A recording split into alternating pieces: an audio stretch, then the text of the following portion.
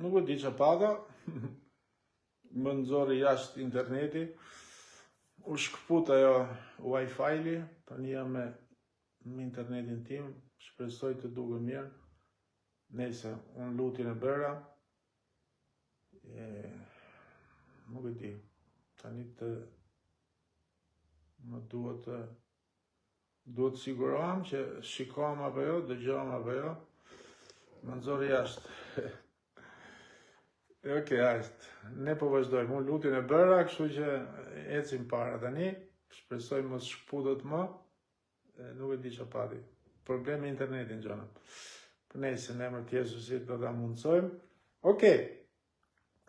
Po flasim pra për një temë tjetër, që është pra, po për frymën e shenjtë, por po flasim për miqësi me frymën e shenjtë sot, edhe siç e dim, janë shumë ato persona që e dëshirojnë këtë ecje të thellë me frymën e shenjtë, pra me Zotin, dhe për ecjen e thellë i referohem asaj ecje për shembull që bën apostujt, dhe të gjithë besimtarët e tjerë pra që shikojnë në Bibël, sepse edhe ata kishin një farë sekreti në jetën e tyre. Dhe ky sekret është i nevojshëm edhe për ne sot, në ditët tona. Lexojmë një varg ke Zanafilla, ke kapitulli i parë, marrim 2 vargjet e para, pra fillim fare të Biblës pra, kapitulli i parë, vargu i parë dhe i dytë, lexojmë siç e dim, në fillim Perëndia krijoi qiejt dhe tokën. Pra shikojmë këtu se si nuk lexojmë Perëndia tha.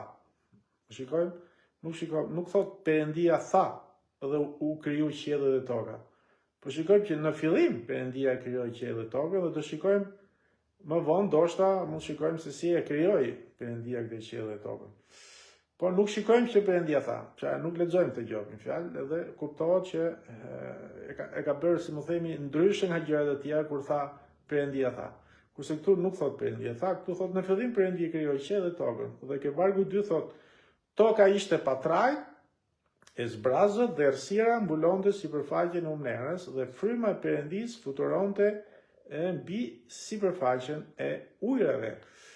Pra janë të shumtë ata persona që sot kanë nevojë për këtë fuqinë e ringjalljes, ose më saktë pra që besojnë që kjo është koha e rrezikimit në jetën tonë. Duhet dim diçka. Perëndia, siç kemi vënë re, kam folur për këtë, që Perëndia lëviz gjithmonë ose vepron, si më themi, me cikla. Pra për çdo gjë ka një cikël. Dhe ne po hymë në një cikël të jetës pra nga ana e Perëndisë. Zoti po dërgon, si më themi, këtë stinë, pra, sepse është kjo mundësia e fundit për ne. Dhe nuk kemi më një stinë si kjo, që është kaq pra një rast kaq i volitshëm për ne, sepse nuk kemi shumë kohë. Madje, siç po shikojmë, koha jon po s'kadon dal nga dal. Kështu që kur Perëndia ka të bëjmë me ne, atëherë neve na duhet pra ç'a të bëjmë? Që të huazojmë vëmendjen e tij. Sepse në qoftë se ne nuk i huazojmë, pra nuk i japim ose nuk i bëjmë kujdes pra në fjalën e Perëndisë, shikojmë se ai ka përjashtu, i ka hull poshtë. Një nga ato ishte dhe Sauli.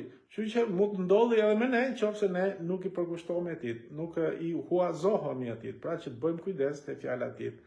Sepse shikojmë që mbreti Saul ai e hulli poshtë. Pra në fakt apostulli Paul bëri një pohim. Çfarë pohimi bëri? Tha, e disiplinoj trupin tim dhe e rikthej në robëri, sepse mbasi të kem predikuar të tjerëve, nuk duhet që të jem vetë ai, pra i rigjetur. Pra këtë thotë që Perëndia mund të na përjashtojë. Dhe kjo mund të ndodhë secilit për nesh. Edhe me këtë duhet të kemi edhe atë frikën në thojza, me kuptimin që ta respektojmë fjalën e Zotit, pra që kemi këtë dëshirë të zjarr që të bëjmë vullnetin e Zotit me fjalë. Ja pse na duhet pra që të mbajmë syt vetëm të drejtuar pra nga mali i Sionit, nga Zoti. Ja pse mbreti David tha, çfarë tha Davidi? Mos më shtyj tutje nga prania jote. Kjo do thotë që Perëndia mund të na largojë madje dhe nga prania e tij, e mund të na prapsojë. Apostulli Paul që tha, i mirë unë, në qoftë se nuk predikoj ungjillin. Pra janë të shumë të ta predikator, për shembull, predikus që Perëndia për fat keq i ka prapsuar, i ka hedhur poshtë. Shikojmë. Do thush ti pa a ishte Perëndia ai që i holli apo ishin ato vetë? Tani vini gjë që nuk janë më në besim. Janë hedhur poshtë. Pra janë hull tutje madje, por ata akoma nuk i kuptojnë këtë. E vazhdojnë. Edhe pse ato janë hedhur poshtë, ka plot. Ka plot që vajosi i mungon këtyre predikusve dhe nuk do të nxjerr fjalën pastor tani se dihet siç e dini që unë flas gjithmonë edhe i bekoj pastorëve dhe lavdi Zotit për pastorët, por flas si predikusën në përgjithësi. Ka plot që predikojnë, por Perëndia nuk është me ato. I duket i gabitshme, ja ta thamu që ka plot, sepse fryma e shenjtë nuk demonstron aty ku ka, pra nuk demonstrohet aty ku ka njoll ose ndotje, pra ku është mëkati.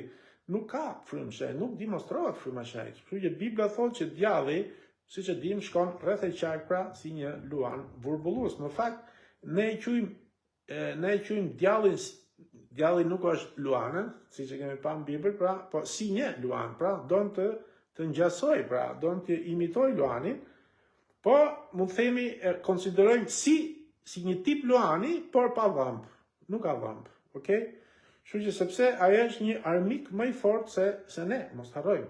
Dhe kërkon gjithmonë që të na glabroj e të na largoj gjithmonë më shumë nga prania e Zotit, duke përdorur çfarë? Dotrinat e rrema, ose duke na shtyrë në mëkate, ose duke bërë ndotje tjera, shumë gjëra tjera. Pra ne bëhemi të dobët përpara atij sepse nuk njohim Biblën. Ja pse ne bëhemi të dobët para djallit. Ja pse ai merr autoritet mbi ne, sepse ne nuk njohim Biblën, flas në mënyrë të përgjithshme, por djalli faktikisht nuk është i dobët, dhe kjo do të thotë që ne nuk mund ta mposhtim dot me forcat tona. Edhe këtë e dim, sepse vetmja fuqi që e mposhti djallit është fuqia e frymës së shenjtë.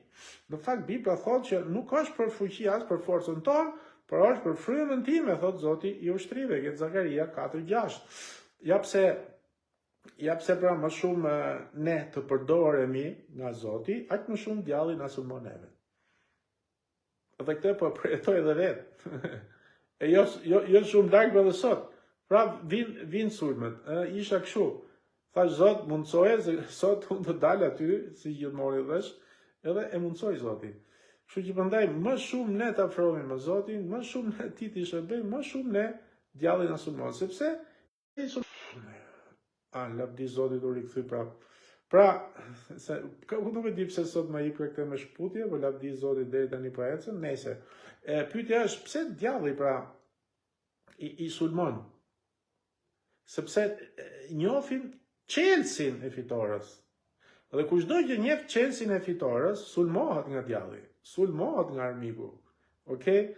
Aq më shumë djalli na sulmon ne pra.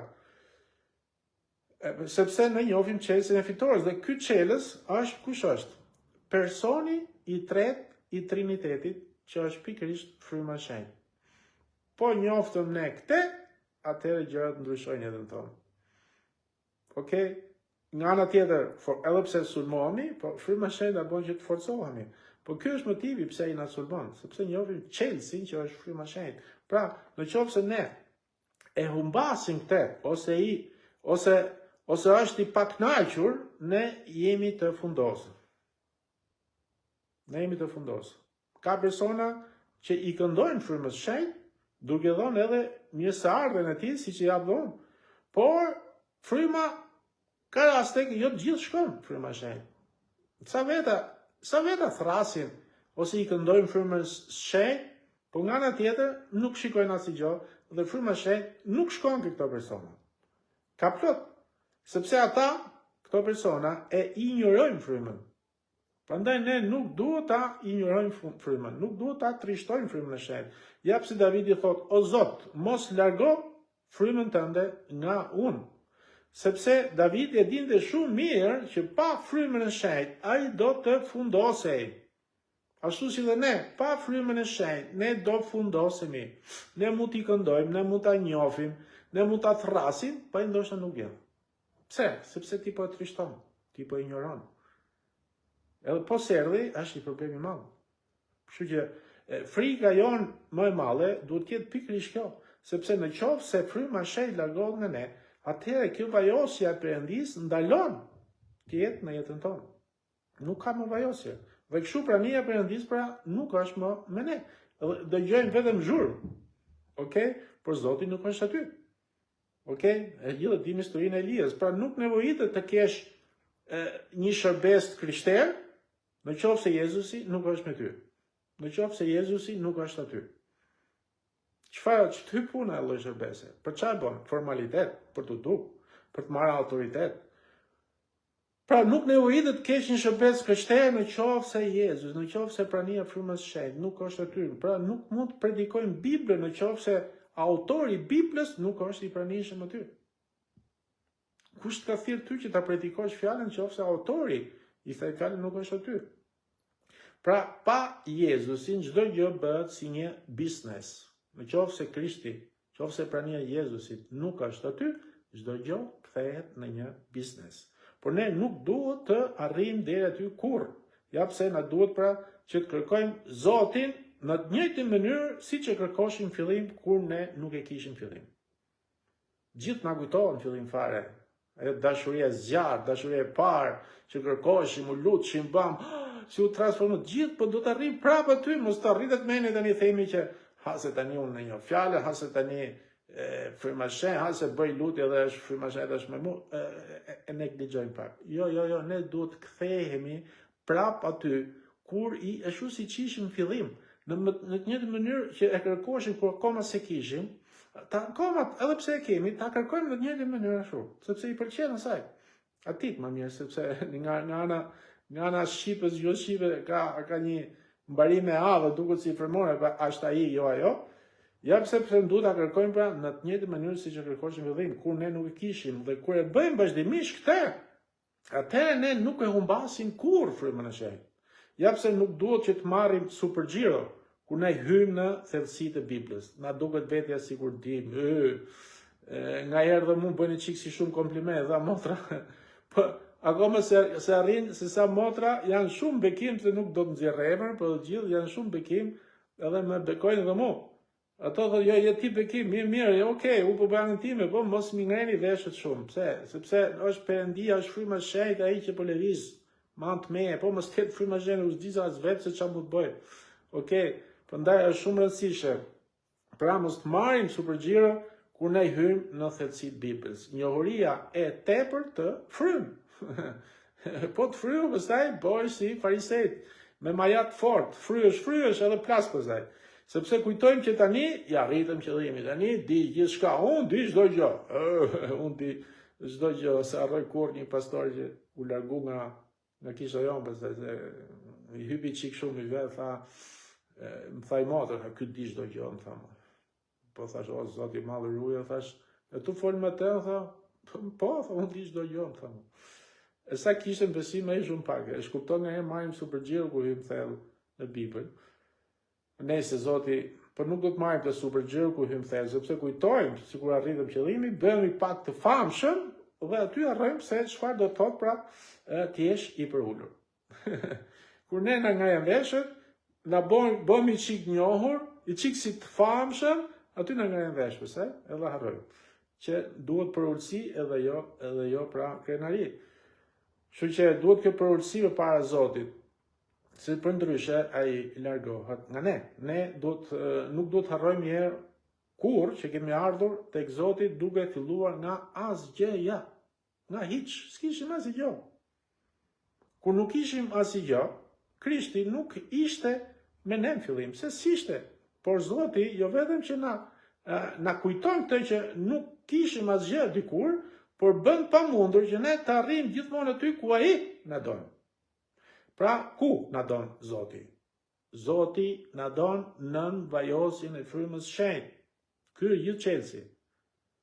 Po që nën vajosjen e frymës shenjtë, rri i qetë. Din ai si ç'a bën, din ai si ç'a flet me anteje, din ai se si ti zbulon gjërat, din ai ku çon. Po që nën vajosjen e frymës shenjtë, i në rregull, se është Krishti aty. Pra ku ne qëndrojmë këtu, atëherë ne jemi në gjendje edhe të njohim më mirë dhe Biblën, sepse Bibla nuk mund dhe asnjëri ta kuptojë gjithë. Edhe akoma sot s'po arrim të kuptojmë. Kjo sepse është vetë Zot, është vetë Perëndia, që na e hap mendjen her pas here. Është ai vetë që punon me ne në këtë mënyrë. Është një proces hapje mendjesh edhe kjo. Ta hap mendjen kur do na ai. Është ai vetë që ta hap mendjen. Rrini të qetë, qofse se kuptoni Biblën, sepse është ai që ta ka hap mendjen. E dina i pse.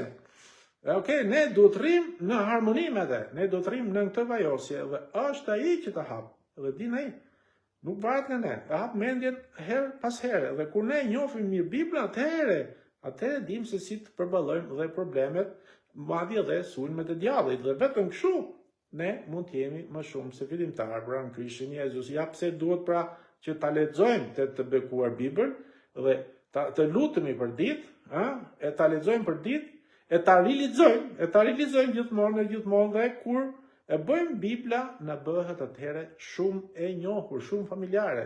Por në qoftë se ne humbasim personin e frymës së shenjtë, e gjithë njohuria jonë nuk nevojitet më.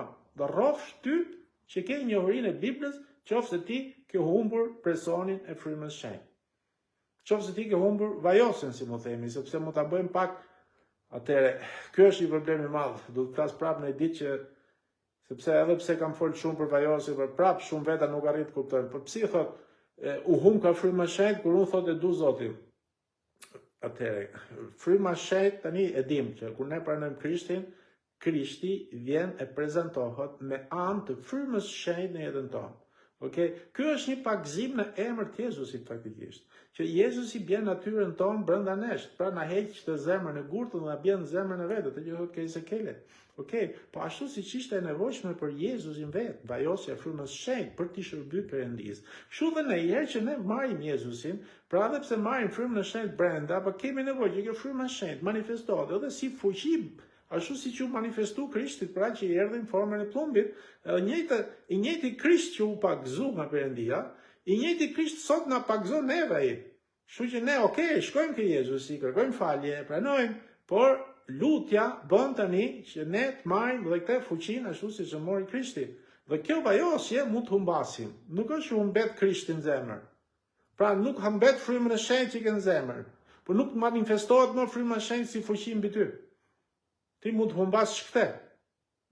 Edhe po humbate këtë, një ditë para gjykatës Krishtit, do marrësh përgjigje që X nuk njoh nga kjo ardhmë. Është çik shumë e madhe, e di. Po kjo është përgjigje që do marrin të gjithë ato që kanë humbur vajosjen. Të gjithë ato që humbin vajosjen, përgjigja që do marrin ke gjykata e Krishtit është X unë nuk e vi nga vini. Pire po kam bo këte, jo kam bo te. Pse? Sepse as si gjos ka ndryshu. Biblia do të thotë që ne kemi bërë diçka që e kemi trishtu Zotin. Nga janë të ne shërbejmë Zotit, nga në tjetër trishtojmë Zotin. Nuk mund të shërbesh dy padroneve. O a ne, o këne, zgjidhe me. Prapë në qoftë se ne humbasim personin e frymës së shenjtë, e gjithë njohuria jonë e Biblës prapë, nuk nevojitet më. E gjithë eksperienca jonë nuk llogaritet më. Edhe nuk do të thotë më si jo, në qoftë se ti humbet vajosjen. Edhe vajosja mbahet me lutje të vazhdueshme, lexim Biblë të vazhdueshme, bashkësi me vëllezër dhe motra të vazhdueshme.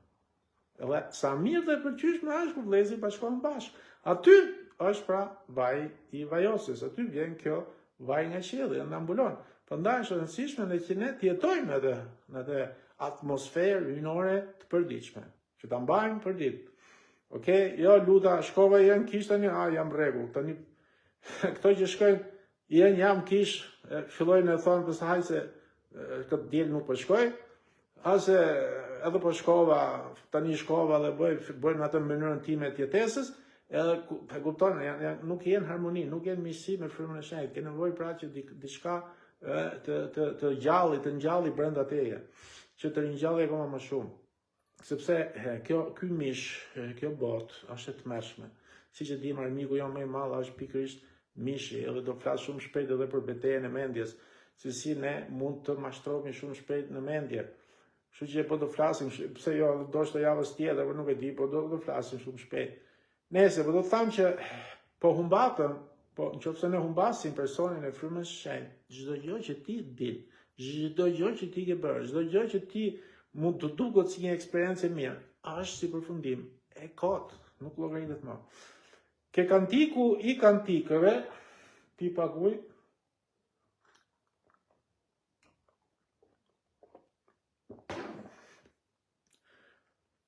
Ke kantiku i kantikëve, kapitulli 5, vargu 16 lexojmë. Goja e ti është vetë ëmbëlsia, por ai është tërheqës në çdo pikpamje.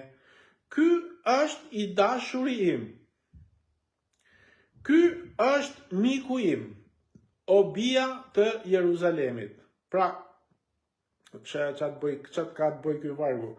Kur fryma shenjtë merr kontrollin e zemrës sonë, vetëm atëherë ne jemi në gjendje që ta duam Jezusin me ndjeshmëri. Sepse Bibla thotë që dashuria e Zotit është derdhur në zemrën tona nga fryma e shenjtë. Dhe kjo do thotë që ne nuk mund ta duam Zotin nëse nuk është fryma e Zotit ajo që na jep të mundësi. Pra, këtë fuqi edhe këtë ndjeshmëri. Amen. Në fakt, si mund të duam një person kur akoma nuk e kemi pa? Mund të dush ti një person nëse akoma nuk e njeh? Unë du gjyshin tim, për shembull. Me gjithë nonën gjyshen teme. Po, stër gjyshet unë si njoh. As dia si kush janë. Mungo gjyshin me gjyshen. Se u kalosha kohën dhe unë në të herë u shkosha nga fshati, po. Nuk janë, po të tjerat, më ta kush njeh. A mund të dush ti një person kur nuk e ke mundësi që ta njohësh akoma? Nuk mund ta dush një person nëse s'e ke pa asnjëherë. Po pse ne s'e kemi pa Krishtin? Dhe si e duam? Kush ta jep të mundësi?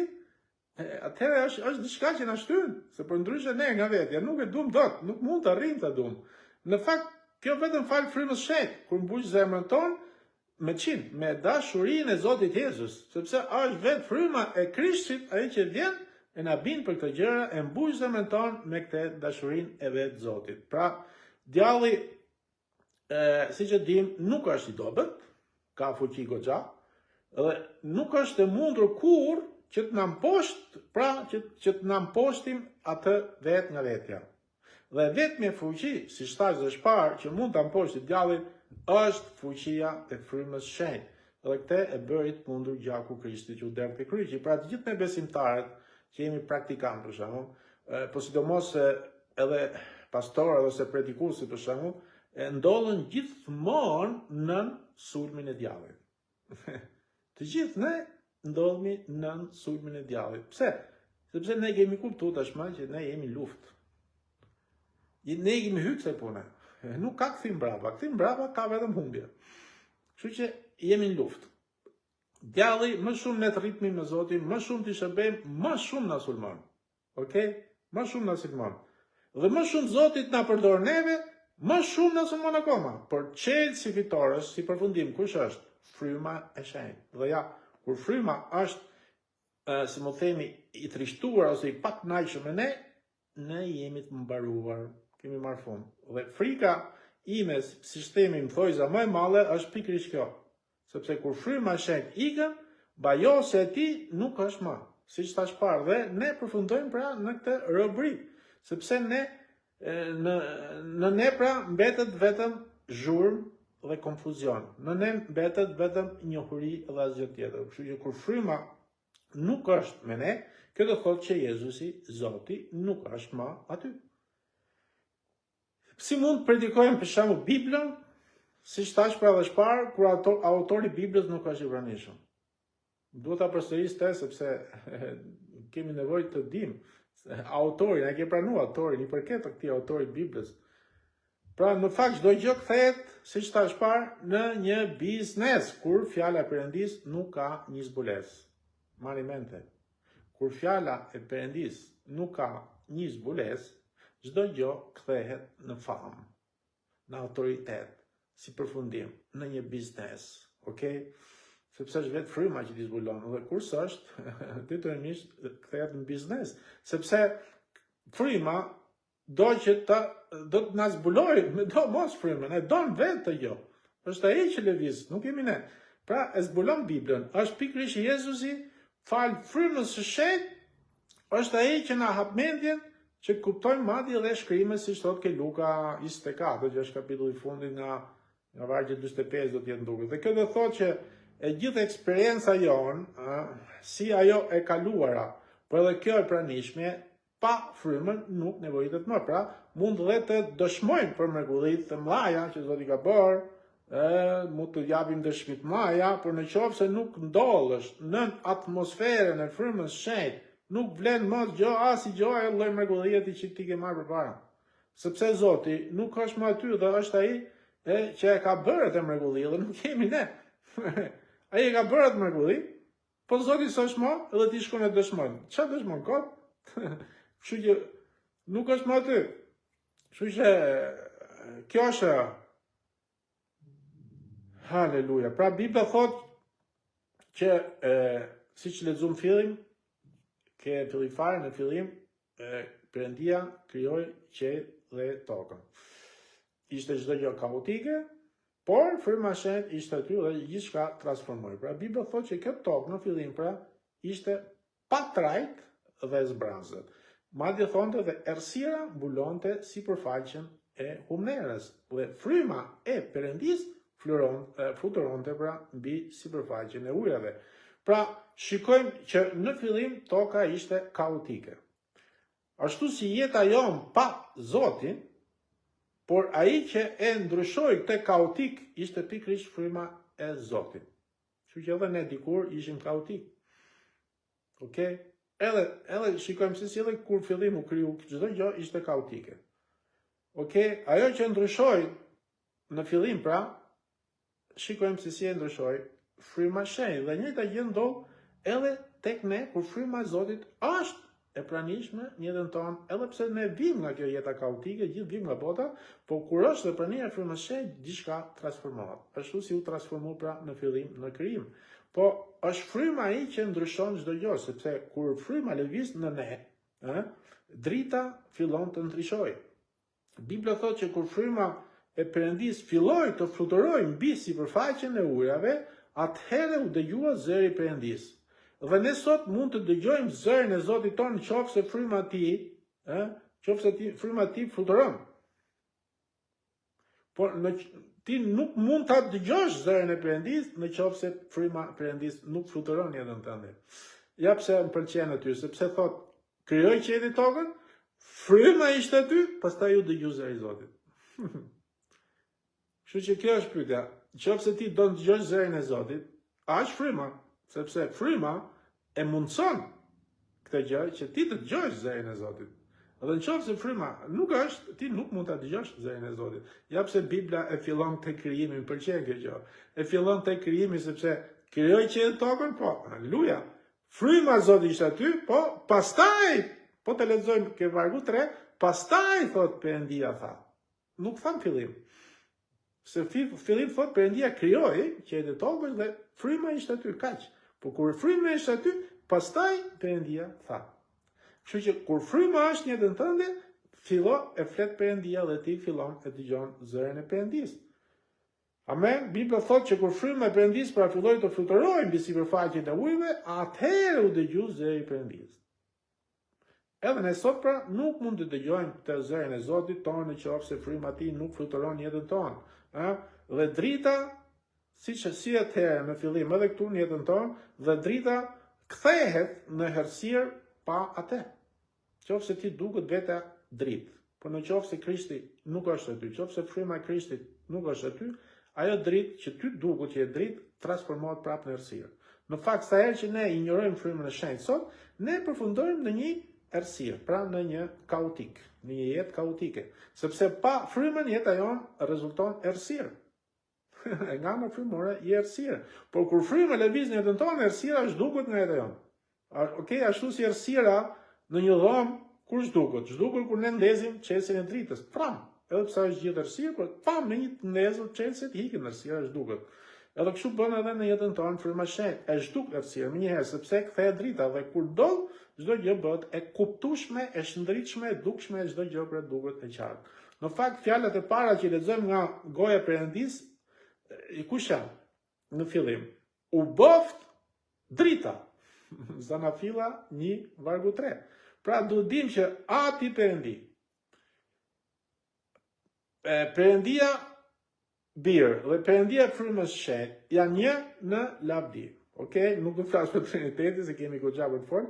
Do flasim ndoshta e ditë thjesht për të shpjeguar ca gjëra, po më duhet që të bashkoj, si më themi, mishërimin, të flasim për mishërimin, edhe për Trinitetin, dhe jam i sigurt që do ta kuptoni shumë mirë, edhe atëherë s'do keni mas një pyetje, sepse e di që për Trinitetin ka nga 1000 vite që krishterët midis tyre nuk po merren vesh me njëri tjetrin.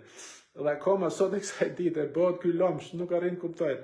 Po nëse doni ta kuptoni shumë mirë, duhet kuptojmë mishërimin. Okej? Edhe e dyta pastaj kur të flasim do t'ju shpjegoj diçka tjera. Po do them që këto tre pra janë një në lavdi, por duhet dim që edhe këto që fryma e shenjtë është, pra si më themi, demonstrimi i parë i Perëndis në zemrën tonë. Këtë duhet të dim, sepse është fryma e shenjtë, ai pra që u demonstru për parë në zemrën tonë, sepse është fryma ajo derë që na udhëheq te Krishti, që na bind për Krishtin. Sepse fryma e shenjtë thotë do bindi botën, edhe ne ishim dikur në botë edhe na bindi. Edhe na hapi dritarën për Krishtin. Pra nuk mund të shkojmë në praninë e Jezusit pa qenë që fryma e Perëndis pra të na lejojë e të na hap atë derë. Sepse kur ne injorojmë derën, kur ne injorojmë të derën, ati dhe biri nuk na dëgjojnë, sepse është fryma, manifestimi i parë i njeriu. Fryma e shenjtë. Dhe kjo është një si më themi, është ajo mënyrë e urdhëruar nga vetë Perëndia, dhe ne duhet kuptojmë rëndësinë pra e funksionin të frymës shenjtë në jetën tonë. Por kur ne e injorojmë atë, ne hymë në errësirë menjëherë. Nuk dim çfarë të bëjmë. Por kur ne e përqafojmë frymën, ne përqafojmë kështu Perëndin. Kjo është gjithë çelësi. Okej, pra nëse ne duam të njohim mirë Jezusin, duhet më parë që të njohim mirë frymën e shenjtë. E kemi këtu. Jezusi nuk është këtu. Asnjë se ka pa. Do të njohësh Jezusin, atëherë njifet që Jezusi dërgoi këtu në tokë. Që do t'i dërgoi një si unë. Çfarë ishte Jezusi? Perëndi. Çfarë ishte Jezusi? Person. Atëherë nëse ai do t'i dërgoi një si unë, atëherë çfarë është fryma e shenjtë? Perëndi. Çfarë është fryma e shenjtë? Person. Një si unë. Jo, një që ngjan me mua. Po një si unë. Kështu që do jetë me ju gjithmonë. Unë s'mund të rri me ju, po atë do të rri gjithmonë. Kështu që prandaj nëse ne duhet të njohim mirë Jezusin, ne duhet të njohim më mirë frymën e shenjtë që e kemi këtu, sepse fryma e shenjtë është fryma e Jezusit. Nuk është e imja. Dhe më shumë ne njohim frymën e shenjtë, më shumë njohim edhe Jezusin, po madje edhe Atin. Sepse fryma e shenjtë përfaqëson këtu në tokë dhe në zemrën tonë Atin dhe Birin, sepse është fryma i personit Trinitetit që ne takojmë në jetën tonë fillim fare. Është ai që na bindi. Ne nga vete nuk bindemi dot që të shkojmë ke Krishti. Ne se dim, s'kemi pa gjë. Nuk dim gjë. Më gatoi Adami, o problemi Adami, pse mos më gatoi Adami, po fare ti, ç'e bën njerëzit. Po bie pse çfarë faj kam unë, ka faj ne. Edhe kështu që hecim me këtë mendimin. Jezusi kush e pa? Ku dëgjon? Ka pa njëri jo, faktikisht kështu ecë njerëzimi. Po kur vjen fryma e shenjtë, ku vjen fryma e shenjtë? Kush i prek? Kur të prek fryma e shenjtë, pse të prek? Sepse je ti që i tremësh Perëndis. Je ti që e përkërkon Perëndin me gjithë zemër, dhe kushdo që më kërkon me gjithë zemër, thot Perëndia unë i gjindem atij. Si? Me anë frymës shenjtë. Unë e bind me anë frymës time, që është fryma ime, që është fryma e Krishtit. Sepse është fryma i personit Trinitetit për që ne takojmë për të parë jetën tonë. Nuk mund të njohim Jezusin nëse nuk është për frymën që prek jetën tonë, duke na bindur që kemi nevojë pikërisht për Jezusin. Jo thjesht ta njohim mirë, është biri i Perëndis dhe mjaft, por ne që kemi nevojë për Jezusin, dhe është kjo që të bind fryma e shenjtë. Sepse që Jezusi, shumë fetare din që Jezusi është, po mirë kam dëgjuar, është, okay, janë vit. Po ndalojnë aty. Mi po fryma thotë që ti ke nevojë, jo vetëm të thush po. Ke nevojë sepse je mëkatar, je humbur, ke nevojë për të se i vdiq për ty. Pra është diçka që të bind pikërisht pra ajo fryma që ti ke nevojë për Jezus, dhe nuk mund të njohim as Atin nëse ne nuk është për Jezusin. Vetë, shikoj si lidhen gjërat. Kështu që fryma bën që të njohësh Jezusin. E Jezusi thot kur të ka pa mu thotë shi ka pa dhe atin, bën që të njohësh atin. Pra, nuk po pësje për Jezus që na udhëheq fakt të ati, ne nuk mund ta njohim atë, sepse është me anë të tij, pra me anë të Jezus që na afrohemi te Perëndia. Por e gjitha kjo është si përfundim vepër e frymës shenjtë. Dhe ja pse Bibla na thotë që ne duhet të jemi pra në frymën e shenjtë për ditë. Sepse fal frymës ne shkojmë e njohim më mirë Krishtin dhe me anë të Krishtit ne njohim dhe shkojmë tek Ati dhe njohim më mirë Atin. Kuptojmë dhe dallojmë dhe Trinitetin si përfundim. Pra shikojmë si Trinitet. Aleluja. Kështu që Ati nuk është i Ati siç e dim ku është. Ati s'ka zbrit asgjë në tokë, çdo gjë që e ka planifikuar, e ka bërë vetëm me fjalë. Ati s'ka zbrit asgjë sepse nuk i reziston dot asnjëri. E kur flasim për Atin, do flasim kur flasim për Trinitetin se këtu është e gjithë i diskutimi. Thotë atëherë Ati që ka kaq ashtu. Atëherë biri thotë do të jetë më i vogël atëherë. Nuk është ashtu. Janë të tre një. Okej, për mënyrën se si ato manifestuan këtu, për të flasim kur flasim për Trinitetin, sepse kemi shumë gjëra, faktikisht nuk është e lehtë që ta shpjegojmë kështu 100%. Unë për shembull po dal haptas, po mos ishte për vizionin që vetë Perëndia më mori pra në 2001 me rrëmbeu në qell, edhe pse nuk e di si isha me trup apo pa trup, po jam i sigurt që me shumë mundësi me trup, po ishte vizion, isha përballë Perëndis, edhe po mos ishte për këtë. Që e djatha Perëndis që unë pash bulu, sepse i pash vetëm sytë që u hapën, se ishte një maskë e madhe floriri në kokë, Perëndia që ishte ulur në fron, po i pash vetëm sytë që u hapën, vetëm sytë dhe djatha. Gjithë tjerët ishte mbuluar me një mantel bardh, maskë floriri në kokë, shumë e madhe maska, po me anë të saj dorë djathë, unë kuptova se kush është këtë dorë djathë, e njëjta dorë që 2 vite më përpara, në 99, kur isha shumë keq që po vdisha, Jezusi më fut me në dhomë, dhe pikërisht ajo dora vetë e Jezusit erdhi që më shëroi zemrën. Edhe ajo dorë që më shëroi mu, vetëm se kjo e Ati tu ishte shumë më e madhe, po ishte e njëjta, ishte po e Krishtit. Edhe pse kjo e Krishtit ishte e normale, si e jona, po me fjalë nuk është lehtë ta kuptosh Trinitetin në mënyrë kaq të qartë, por ky vizion më bëri të kuptoj se si ne që ka një Perëndi, një është, nuk janë 400, një, po që u shfaq në 3. U shfaq në 3 persona. Kështu që janë Ati, Biri dhe Fryma Shenjtë, po nuk janë një më i vogël, një më i madh, ata janë të 3 në autoritet dhe në fuqi të mëdhenj. Të 3, nuk mund t'i ndash ato. Po kur të flasim, ndash Zoti, do t'ja shpjegoj, atëherë do kuptoni më mirë gjërat vet. Pra, aleluja, okay. Eshu, pra si shtash pra, Ati pra, këtu nuk është i afrushëm, e i disponueshëm në qoftë se nuk është Biri që na udhëheq tek ai. Për ne ai nuk është kurrë i afrushëm. Për ne Perëndia Ati nuk është kurrë i disponueshëm, por kur Krishti e mundson, atëherë ajo bëhet e mundur. Por as Biri nuk është i disponueshëm tani, keni kujdes. Tani, as Biri nuk është më i disponueshëm në qoftë se nuk është fryma e shenjtë që na udhëheq tek Biri. Sepse është fryma që na udhëheq tek Jezusi dhe na mban kaq real. Na mban kaq real neve në jetën tonë sot Jezusin.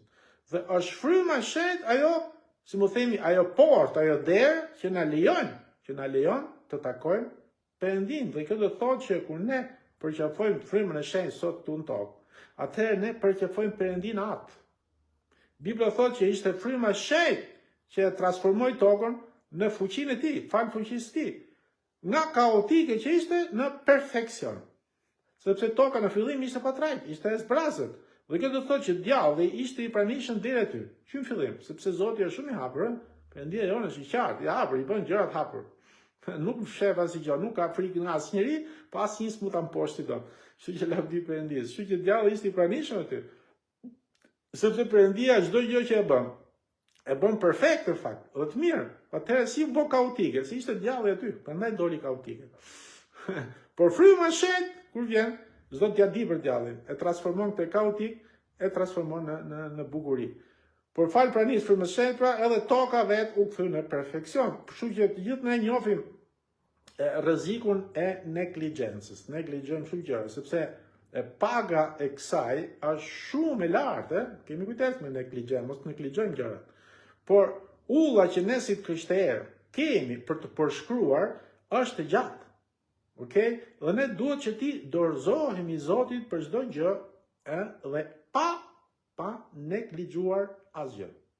Sepse kjo është koha që ne të kthehemi e të jemi në bashkësi në frymën e shenjtë. Ky është momenti, sepse nuk është as për fuqinë tonë, as për forcën tonë, por është vetëm fal frymës së shenjtë, thot pra ke Zakaria 4:6, dhe këtë të gjithë duhet të dimë.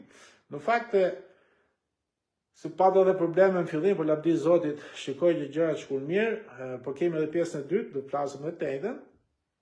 Nuk e di pse patë çik problem në fillim për ato gjëra që ndodhin, por lavdi Zotit siç thash që e mundsoi, e bëri të mundur. Kështu që po marr një dy vargje që thjesht që ta filloj prapë këto dy vargje rast tjetër, ke 2 Korintasve 13, vargu 13, çfarë lexojmë? Hiri i Zotit Jezu Krisht. 1. Dashuria e Perëndis. 2. Dhe bashkësi e frymës së shenjtë. 3.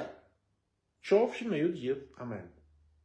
Këtu tani dhe ati ishte më i madhi se Jezusi. Këtu shikojmë që i pari renditet Jezusi. Sepse hiri i Zotit ton Jezu Krisht. Pastaj dashuria e Perëndis dhe bashkësi me frymën e shenjtë qofshin me ju të gjithë. Këtu shikojmë që të gjithë ne kemi nevojë si përfundim për frymën e shenjtë, sepse kjo është një bashkësi ku Perëndia dëshiron për secilin nga ne. Dhe vetëm kështu fjalët e profetit Isaia bëhen më reale. Ku shton profeti Isaia? Gjithë dim vargun 40, ke kapitulli 40 vargu 31 që thotë: "Por ata që shpresojnë te Zoti fitojnë forca të reja, ngrihen me krah si shqiponja, vrapojnë pa u lodhur dhe ecin pa u lodhur." Pa u bajatur, si mu themi, sepse italisht ndryshojnë pak fjalat njëra me tjetër, po ka të njëjtin kuptim. Pra kur prania e Zotit bëhet reale në jetën tonë, ajo forcë mbush zemrat tona dhe pa pritur ne bëhemi të fortë pra në Zotin. Sepse vargu thot, ngrihet me krah si shqiponja. Dhe gjithë kemi folë për shqiponja, ndoshta mu të prekin ndoshta ditën e njëjtë diçka prap, po kemi disa gjëra prapë që do të flasim, prandaj e ndava në 2 pjesë, sepse pash ishin shumë vargje. Unë preka shumë pak vargje, më shumë folja sot, po nesër shikoj që po shkon vonë, po do takomi ditën e ejtë më mirë se do t'i marrim shtruar këtë, sepse shikoj që ja dal rast tjetër, kështu që rast tjetër mund ta mbaroj këtë miqësi me frymën e shenjtë.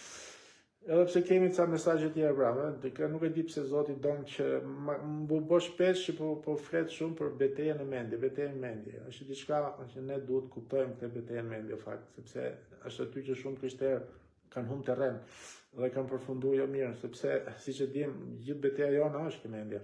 Është fush betejë e mendjes, pra nëse djalli arrit ta marrë atë, ka marrë gjithçka. Por ne atë duhet ta mbushim pra siç e dim, vetëm me fjalën e Zotit si përfundim. Po do flasë ja pse si përfundim, kalojmë nga fryma e shenjtë, kalojmë të shih prapë fjala. Ja pse janë të nevojshme si njëra dhe tjetra në jetën tonë, sepse përndryshe çat krishterë jemi, nëse fryma dhe fjala nuk janë pra ne kemi marrë gjakun. Ajo na bëri të krishterë neve, është gjaku i Krishtit. Okej, kështu që ja kemi marrë një. Por janë edhe 2 pilastra tjera, që është fryma e shenjtë dhe fjala. Kështu që kemi një trinitet frymor, që s'mund të ndajnë dot. Gjaku, fryma dhe fjala, do të jenë gjithmonë bashkë. Por, si thash, gjaku bëri në dhjetën e vjetër, nëse kujtohet që fola radhën tjetër, gjaku bëri që të vinte ky vaj. Pra veshin fillim gjakun ke veshi djathtë, ke gishti malli djathtë, ke këmba djathtë, kështu që, por pastaj vente edhe vaji. Çfarë do thotë kjo? Që gjaku bën vaj, kështu që gjaku i Krishtit e dërgoi vajin në frymën e shenjtë. Ama ky vaj duhet ti përgjigje tani gjakut. Dhe si ti përgjigjemi? Me teori tona, jo, çfarë duhet? Fjala e Zotit. Kur ne marrim tani fal frymës së shenjtë dhe fjalën e Zotit dhe praktikojmë, ne po i përgjigjemi gjakut. Kështu që jo vetëm që gjaku të bëj frymën dhe mjaft, aleluja, aleluja, po edhe ti përgjigjemi sepse jemi thirrur pra që edhe të sulmojmë, sepse siç e dim Bibla që shpada ka dobje funksion, edhe të mbron kur lufton, po edhe sulmon. Kështu që prandaj ne, okay, mbrohemi, po duhet të sulmojmë, sepse bota ka nevojë për ne, për mu, për ty, për gjithë ne. Që kjo fjalë të hyjë në veshin e gjithëve, të dëgjojmë. Të dëgjojmë për fjalën e Zotit, dhe kur dëgjohet fjala e Zotit, e shoqëruar nga kjo fryma e bekuar, është fryma ai që vepron, nuk kemi ne, lehet veproj fryma e Shenjtë. Po pyetja është ti po i flet tjerëve ose po i flet dikë, ose po predikon, pa a është fryma e Shenjtë që po të udhëheq, është fryma e Shenjtë që i fryn të fjalë, apo je ti thjesht zëri jot, atëherë ka diçka që nuk shkon. Nëse nuk është fryma, sa flet kot. Por kur është fryma, gjërat transformohen. Edhe është ajo siç e dim që të bind. Okej, lavdi Perëndis, hajde, bëri mundur që nuk pata më probleme. Zoti t'ju bekoj, ju falenderoj si gjithmonë për mbështetjen, për komentet, për lutjet. Jeni të mrekullueshëm, se edhe unë pa ju s'ja dal dot. Po edhe sot isha shumë isha në drejt, po janë lut motra që ti bekoj Zoti i Madh, ato motra që lutën natë ditë. Po unë lutem për ato, jemi grupi mrekullueshëm. Edhe Zoti t'ju bekoj. Edhe shifni për pjesën e dytë, pra që ta përfundojmë të jetën. Okej, bekime gjithëve, mirupafshim, bekime.